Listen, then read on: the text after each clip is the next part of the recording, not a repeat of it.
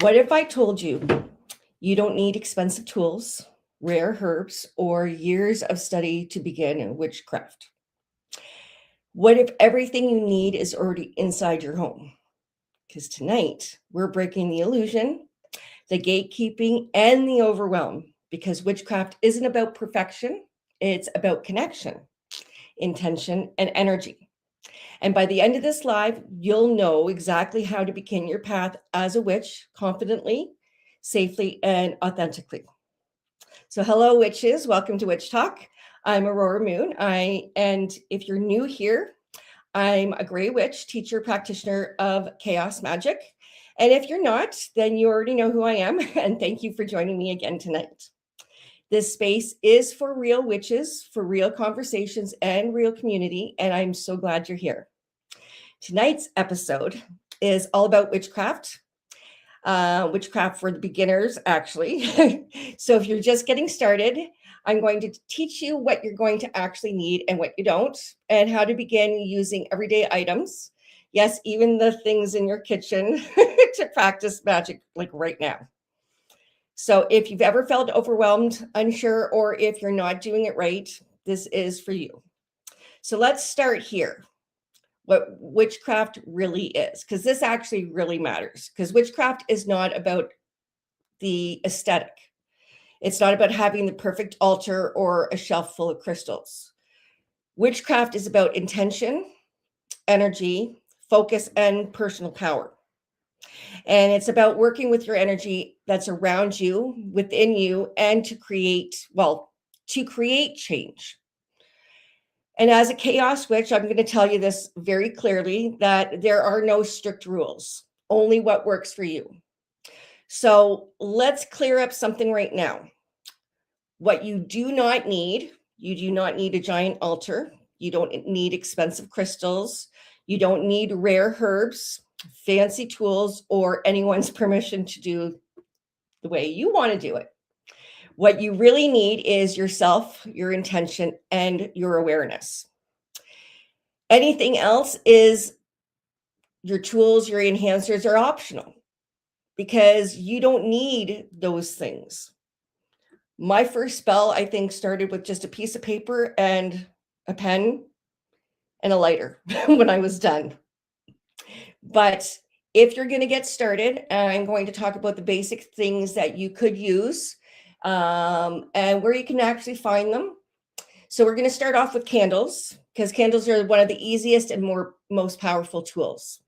And candles, you can find them so quick and easy at the dollar store, guys.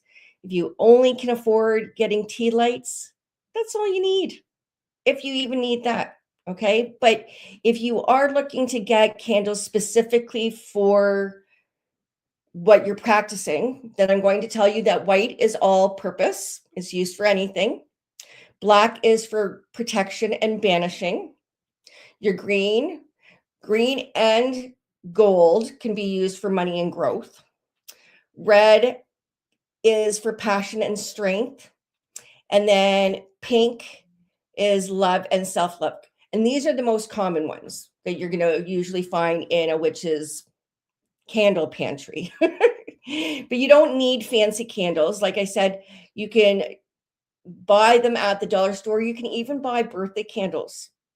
All you need is a birthday candle, and they actually work really quick.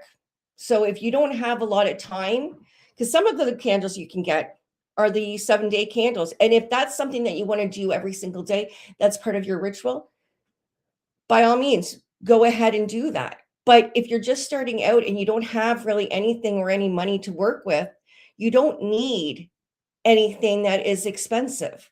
You don't need to go to some fancy candle place and get nice smelly candles. You can just go and get yourself a pack of white birthday candles. And now you've got a whole, 24 pack of candles. You've got 24 spells. And they work within like less than 3 minutes, I think. If that, it's depending. And if you want, throw in a piece of cake for yourself. You could, oh, that's my dog. I'm going to go get him before he drives me crazy. So give me a moment. Hi, you want to come in? Hi, come on in. Mom's working. Come on.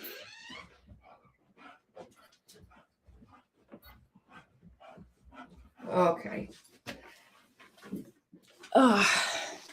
Okay, so when you're, just to finish off the candles, before I get into the next part of the herbs and spices, your candles don't have to have anything fancy.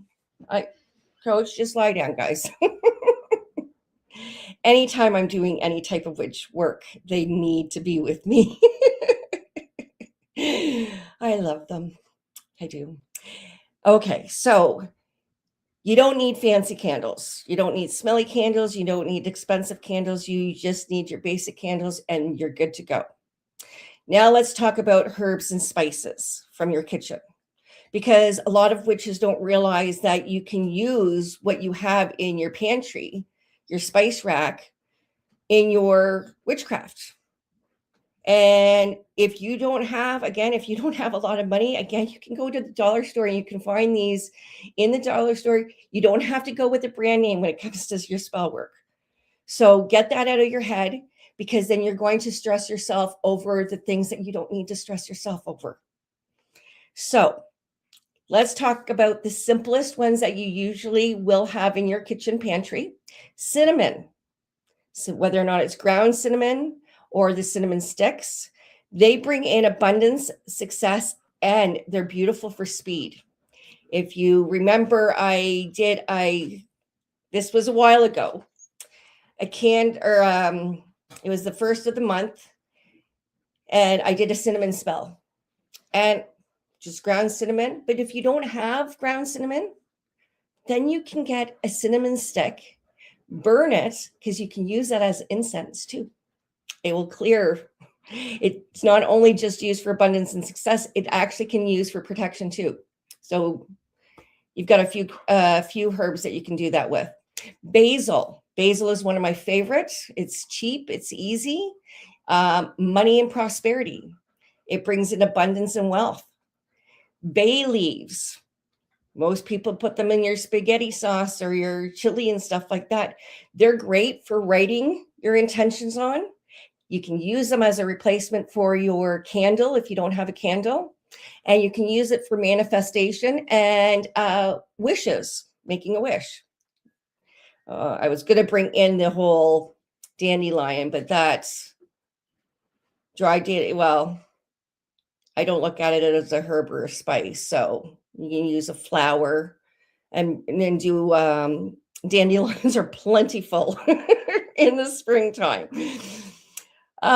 Salt doesn't matter if it's table salt. You can buy dollar store salt again. It doesn't have to be a special brand name. That's used for protection and cleansing. Now you can also use eggshells, cleaned out eggshells, for protection magic as well. You can grind it up. I will do a video on that probably next week sometime, but that is something that you can use very easily as well. Now, eggshells are great if you want to put them around your plants and stuff. If you want, like if you have plants or outdoor protection that you want to use, and you don't want to use salt because you don't want to worry about the rotting of any plants that might be affected by it, then you can use ground eggshells, sarsaparilla. And they are, did I say that right? Maybe I used the wrong word. I don't know. I'll have to look it up. If I did, let me know. I might have forgotten. I might be thinking of a medical term and I'm not realizing it. Amy, get on it. Garlic. Oh my goodness. I'm still suffering from a cold. 3 weeks going on. It's been brutal for me. So my apologies. Okay. Garlic. Whether or not it's the dried garlic that you get in the bulbs, or whether or not you have the minced garlic, you can dry that out and use that as well. Rosemary is your universal herb. If you don't have any money for anything and you only have money for one thing, rosemary for a herb, because it does cleansing, it does protection. It is your universal herb that you can use in witchcraft. It does everything. Okay. Black pepper helps banish negativity. You can also use it in curses, even though we will touch on that. That's not my first go-to. Protection would be my first go-to. But for those of you who are interested, yes, black pepper is used in cursing spells as well. Sugar. Sugar is another one that you guys can use, which is used for, again, money to sweeten the pot. You can use it for that. You can use it for just sweetness in general, attraction, self-love. If you have somebody, maybe a neighbor, nasty neighbor, or coach, stop. Nasty neighbor, or it was just on my thoughts. Somebody that you work with, maybe a bitter coworker, you can use sugar to sweeten them up. Just so you guys know, okay? And most people have these all in their homes already. Coach, lie down. That's his tired cry. He's tired and he wants my attention. So you can add them to your candles.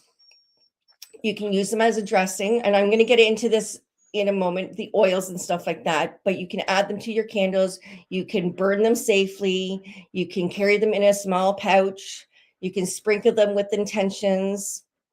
And I'm sure there's a lot more that I'm forgetting, but those are your number one things that you can use them for. Okay.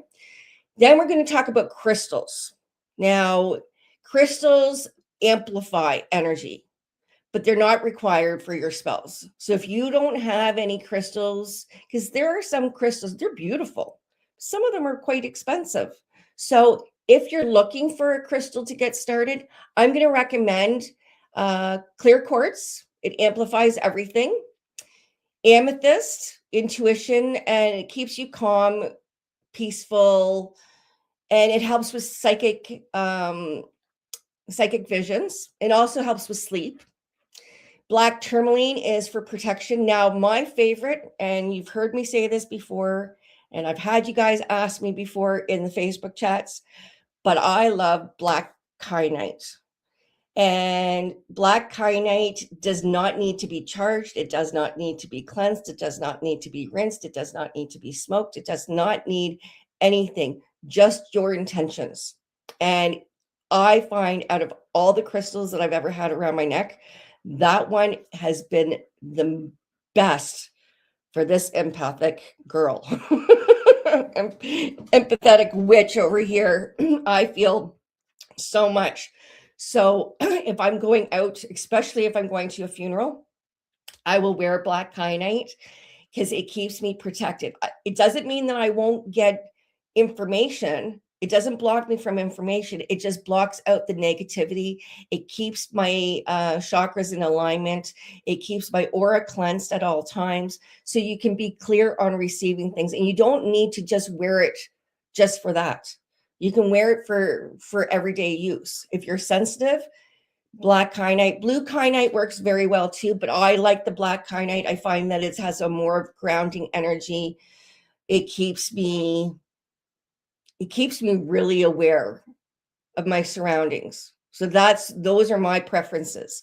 But you don't need crystals to get you started. So if you don't have the finances to do it, because let's face it, the economy or all over the world, prices have gone up, whether or not it is gas, rent, just food in general. Oh my Jesus. So I understand if you need to cut costs, and if some of the things that you need to cut down on is maybe your witchcraft supplies, just understand that just the simplest of ingredients, it's all the intention. Don't go to your books. If you're getting started, I do recommend one book, and it's my favorite, which is To Ride a Silver Broomstick by Silver Ravenwolf. However, if you are going to lead yourself down a chaotic witch's path, I'm telling you right now, all you need is your intention, your imagination, and your belief. That's all you need. And as long as you have those, that's all you need. I've had spells happen without just thinking of it in my head, and then having it actually turn into something moments later.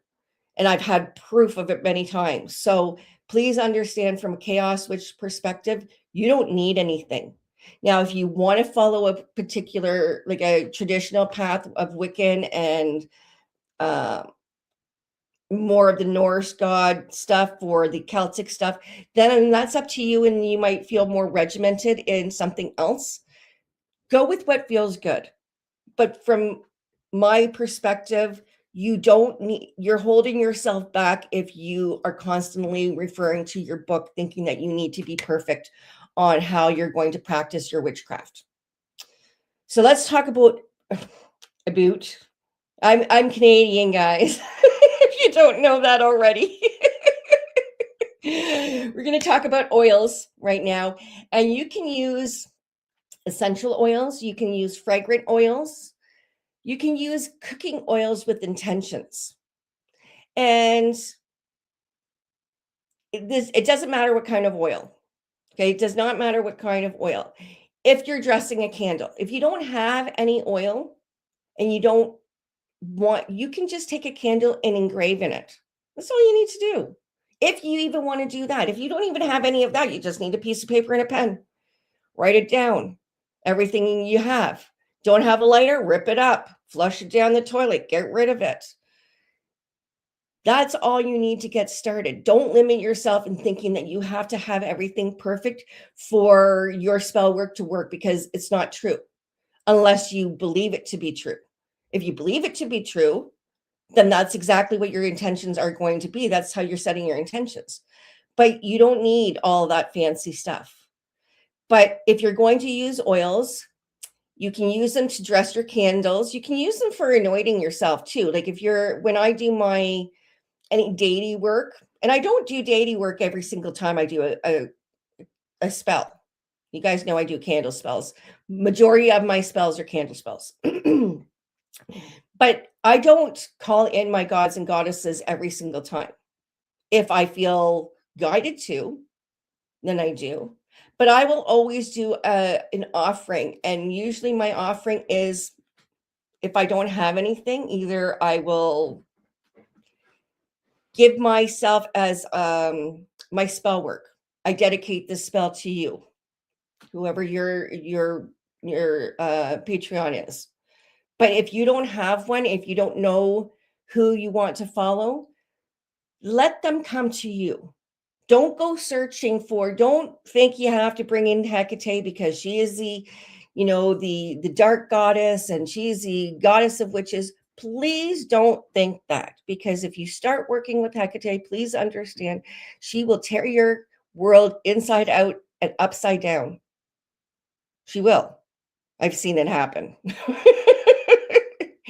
So when you're doing your spell work and you're setting your intention, remind yourself that you're doing this for you. And if a god or goddess reaches out to you to work with you, you will be ready for it. It took me years before any deities came to me. That's because I always called on my angels and my guides and my ancestors, because that's who I was guided to at those moments. I do the same thing now. But if my deity wants to come in, who is Lilith, she's been amazing, but she's all about empowerment. She's all about breaking the rules, so to speak. And let's face it, witchcraft is it's not that it's breaking any rules, is people don't see it as a mainstream. I don't want to call it religion, because it's not religion. Witchcraft is a practice that a lot of Wiccans will practice, but that's an actual religion versus a practice. And hi, what do you need? No, you don't need to. Come here. So you don't need anything, but if you're going to do anything for your guides or your deities or anything like that, you can you can make yourself a special blend of essential oils mixture, like a perfume, and you can anoint yourself. And that can be your offering to them, is that you recognize that within you. Because I don't see gods or goddesses as a separate entity. They're within us.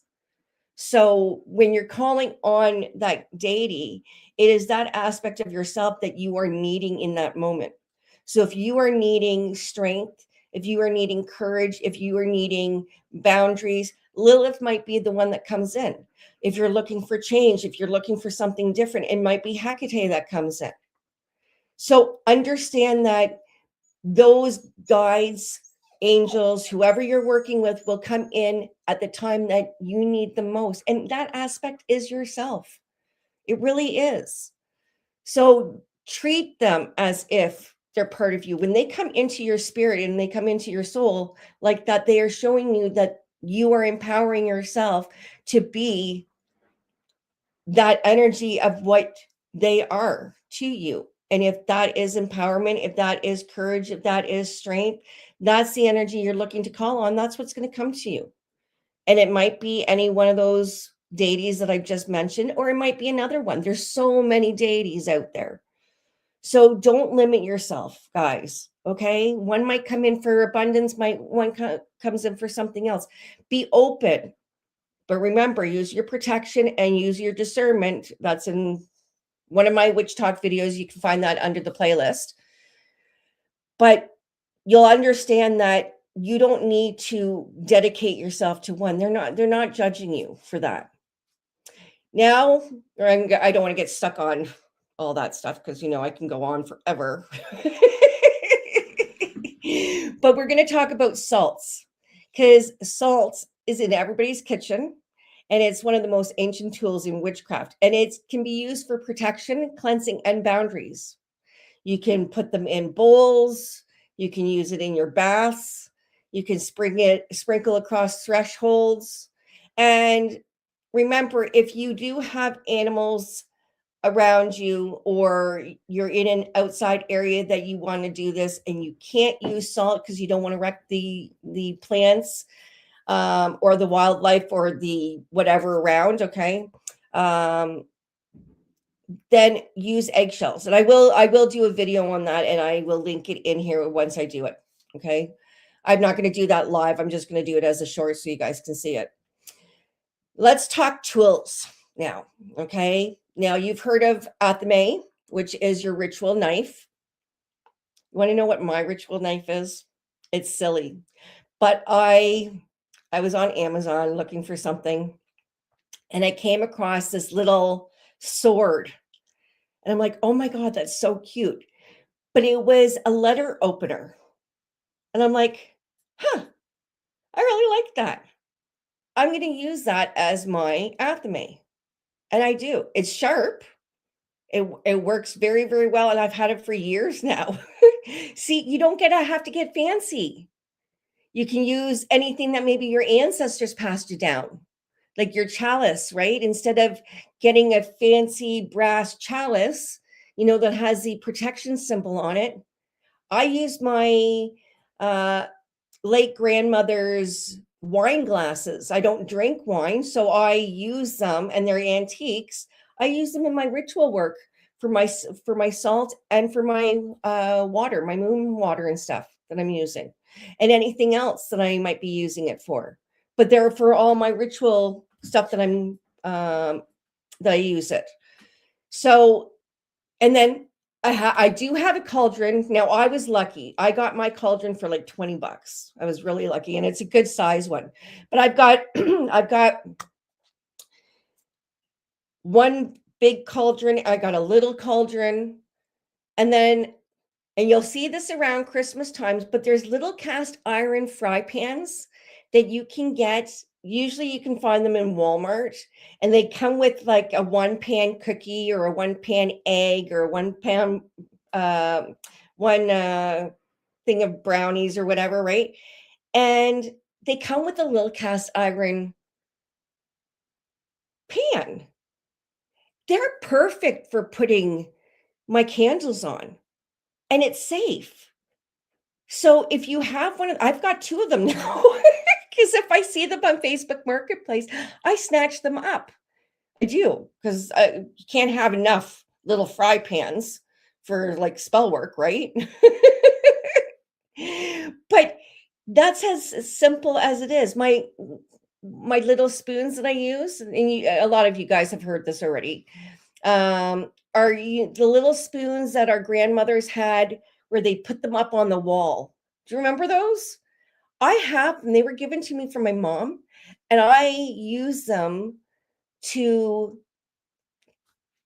like take my herbs out, or if I have some oil that I might have in a jar instead of like a one that you can pour, I will use my little tiny spoons, baby spoons, stuff like that. And I use them for my ritual work when I'm doing my spell work for my herbs. So you can turn anything into your ritual or your altar setting. So, but here's the truth, okay? You don't need any of those because they're just symbolic. You can use your finger as your wand. You can use my coffee before it gets cold as my chalice.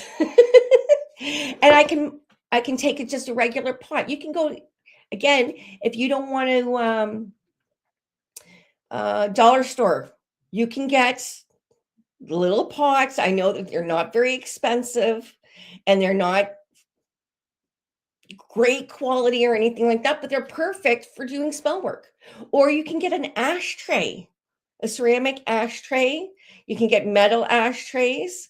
And I actually have a metal ashtray that I put that fits right on top of my cauldron. So that if I don't want to go in too deep into my cauldron, I just want to do a quick spell, I just put my little ashtray on top, and it's metal, so it absorbs the heat. Well, not absorbs the heat, but it retains the heat, but it doesn't burn through anything. I don't have to worry about whether or not it's going to burn through anything. And my candle can sit there. So I've used those things because they were around my house. I didn't go out and buy them. I didn't think it was necessary to go out and buy something that I could use something else for. So if you just have a regular bowl, if you have, I have my plate that my son made me when he was like 6 years old. I use that to dress my candles. I'll get my candles. I'll hold the intention in my candles. I'll put them down. I have a routine. I put them down. Sometimes, depending on what I'm doing, I might set them in sugar to sweeten the pot if I'm doing maybe a money spell while I'm getting my stuff ready. Or I might put them in salts for added protection. Nothing saying that I can't do that. That's my own way of doing things. I'll just set it there because to me, while I'm getting everything else ready, they're already sitting in protection. One of the best protections out there, which is the salt. And then I will get my plate out. I will pour the oil on my candle, then I'll roll it in my salt or roll it in my sugar or my other herbs and my flowers, whatever I want. Then I might wrap a piece of paper around it, tie it with the string, light it. That depends on what I'm doing, and that depends on in the moment. If I want to do a quick spell, I just do a quick spell. I don't think anything of it. And a lot of people put a lot of energy into their spell work thinking that it has to be complicated, that you're supposed to get a sign right after you do a spell. Well, why isn't things happening? I've had a spell take 2 years to manifest. Not all things come like that. Some things take time, some things take effort, some things, your spells don't just automatically show up. You've got to do the work for it. All the spell does is open up the opportunities to say, hey, here, you go through these doors and it's going to get you to where you need. But you're going to pass by a few other doors and you may have to stop there and get some simple directions. That's what it does. And if it's guiding you and say, oh, okay, this door is opening, I'm going to take this chance. Oh, I don't like this, I'm going to go to the next door. You can keep on doing that. But your altar, when we're doing our altars, you can just have your table. You don't need anything fancy. Sometimes if I'm in the mood, I'll just grab my little, like I said, metal ashtray. I always put a cork board underneath just in case it gets too hot. I don't want to burn anything, right? I don't want to set off any fire alarms. I always go the extra mile just in case, especially when it comes to fire. I'm using candles. I've even got a fireproof mat underneath my my altar. And that's on purpose because I do use fire magic. And if I'm going to make sure that my surroundings are protected, I'm going to do it smart. So I do that, but you can do it on a table. You can do it on a plate. You don't need to have a fancy altar, guys. Don't get yourself wrapped up in something that can take a long time to get to. And you can just have maybe you have a little side table that has a plant. Maybe you take the plant. Maybe you put crystals around it. One thing that I did around the house is at the dollar store, once again, at the dollar store, there was these little tiny glass jars. And then they had, or little, I shouldn't say glass jars. They're more like a drinking glass. But it has on the outside, make a wish. And there's another one that says all dreams come true type idea. And I'm like, yeah, those are positive. I'm going to use those. I collected the crystals that I did have. And in each corner of my house, I put something different depending on the feng shui, because I did feng shui too.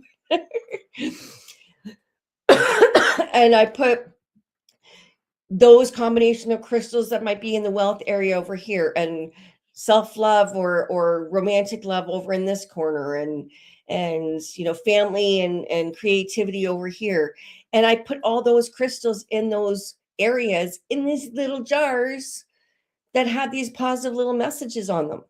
You can get little stones at the dollar store too that have wish on them, or happy, shiny, bright, creative. And I use those for my spells. Or you can get yourself a rock and you can write it on with marker.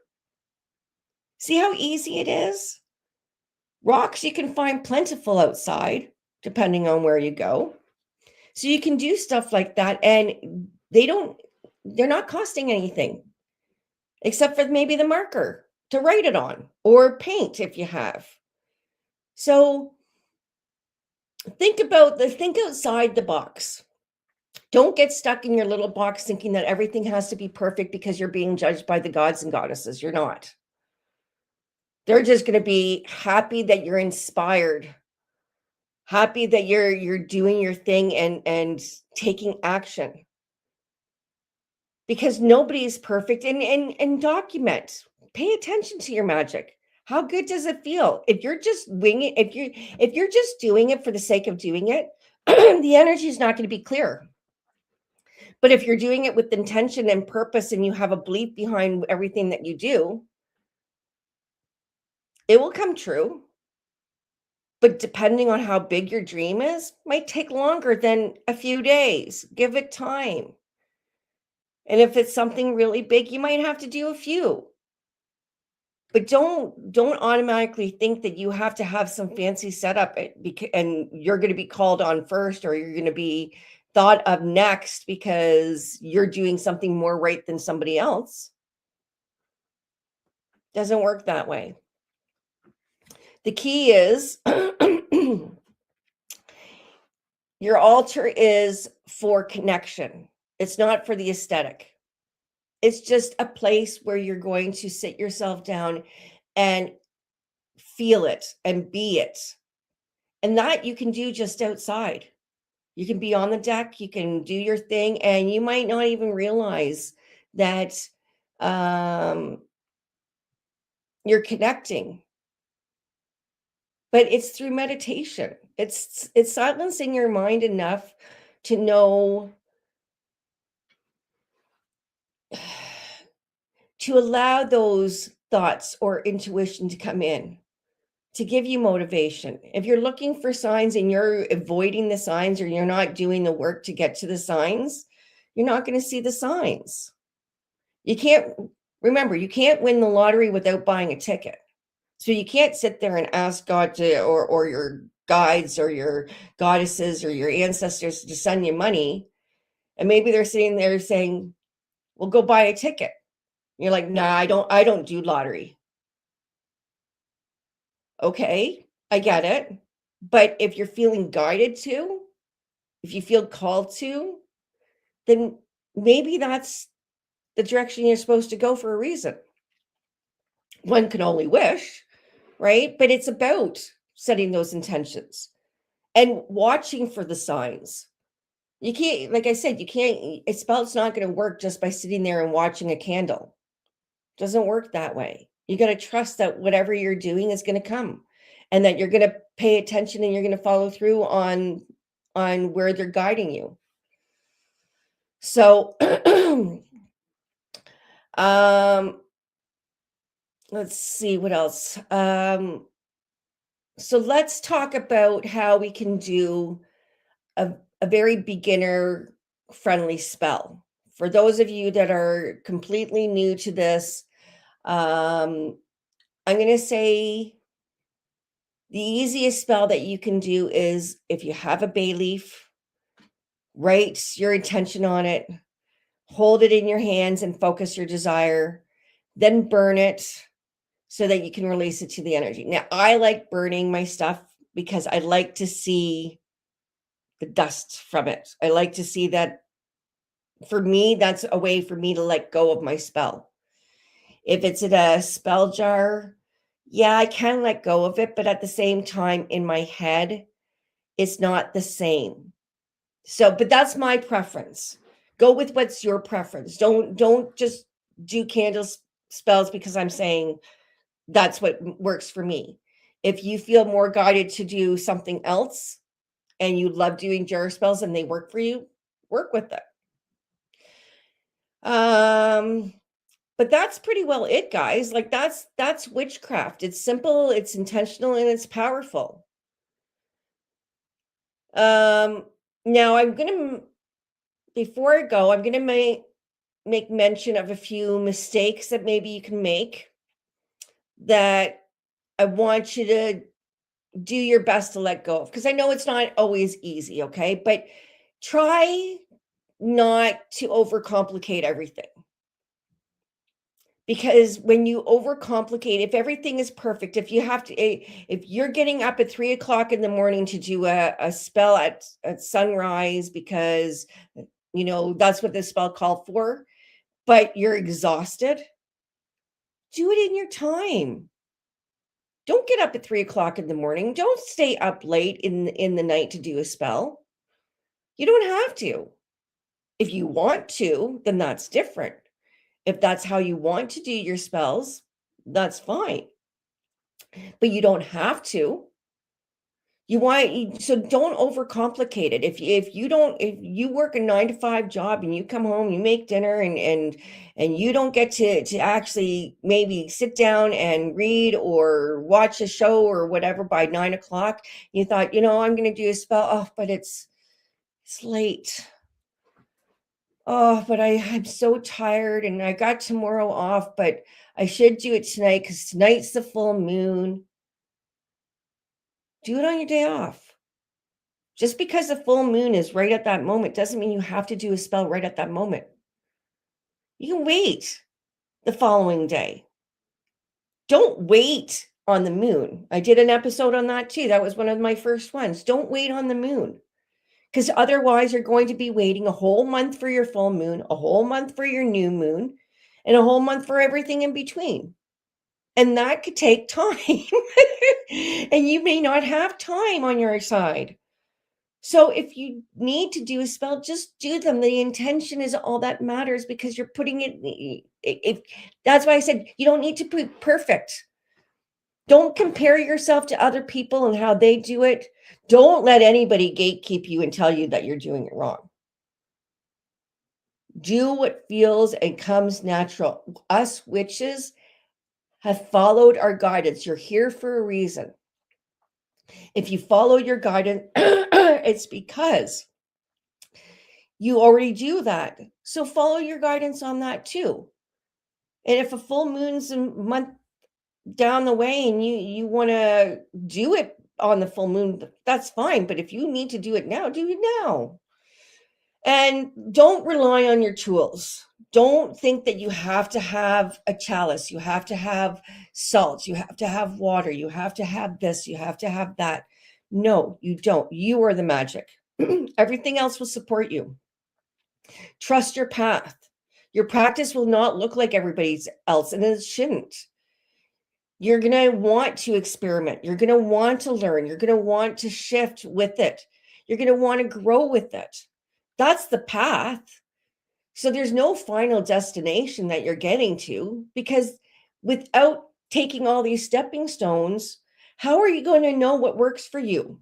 What works for one person doesn't necessarily. Remember, we're all not a size 2. Some of us are size 2, some of us are size 22. It doesn't matter. One's not better than the other. The only difference is the fit. That's it. She has her way, she has her way. Please don't do that. I've had a lot of witches gatekeep me, and I laugh because I sit back and think, who do you think? And I do in my head, I'll sit there and think, who do you think you are telling me how to witch my witchiness? This is my practice. Nobody's going to come in and tell you how to do your thing. You're doing your yoga wrong, or you're doing this wrong. Are you kidding me? No, we don't need that. That's judgment.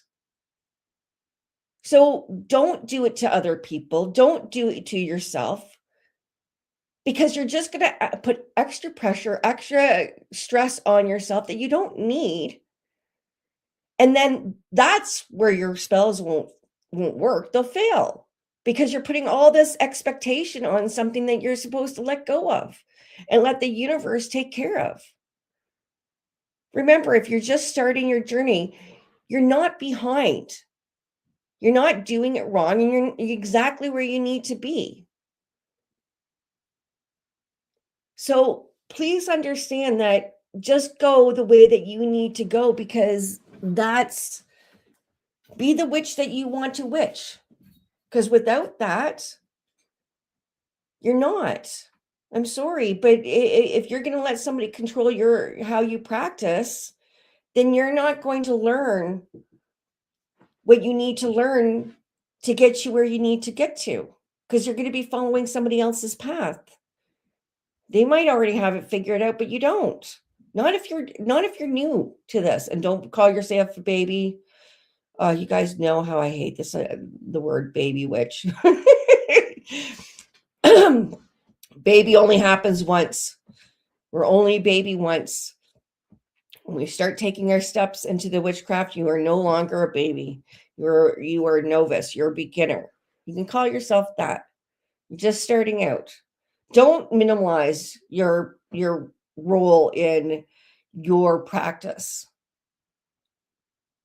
You're just going to compare and expect. And when you see other people's magic working and you're sitting back wondering why yours isn't, maybe it's because you're following somebody else's rules. I don't follow anybody's rules. I throw music on. Whatever music I want, whatever gets my energy going. I will sing. I will dance. Not all the time. Sometimes I'll set a candle and go sit down and work. I've already set my intention. I know exactly what I believe it's going to work. So I just do it. And that's all it takes. And it does. So as I'm finishing up, guys, remember, we gather here every Thursday night at 8 p.m. for real witches, real conversations, and real community. And if you felt called to this channel, if you feel that something resonated with you tonight, then remember, you're already walking the path. And come join us. Come join us. If you feel that it's resonating, don't forget, share, like, subscribe. But come join us. We're here every Thursday, and the group of Coven Witches that are here are amazing. You can find us on our Facebook group as well. You can check out my website. All the details are in my YouTube profile. And which, by the way, just so you guys know, I told you last week that I was going to change everything in my